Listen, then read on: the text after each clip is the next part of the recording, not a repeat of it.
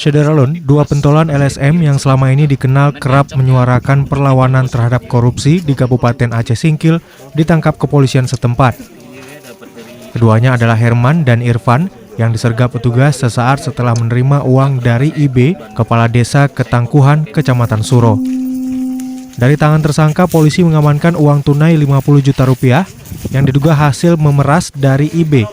Barang bukti lain adalah mobil Toyota Agya BL1871JU warna merah, BPKP, dan handphone.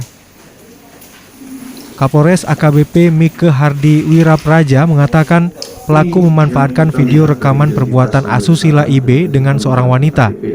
Mereka kemudian meminta diberikan uang 70 juta rupiah atau akan menyebar rekaman video tersebut. Terkait dengan ininya itu ke depan, silakan rekan-rekan pun berkomunikasi sama kami.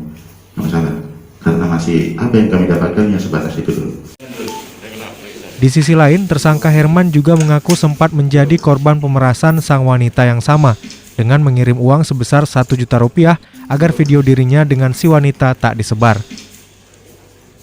Dari Singkil, Dede Rosadi, Serambi On TV. Karena diancamnya untuk menyebarluaskan video ini. Ngapain kau lanjutkan juga? Saya nggak tahu.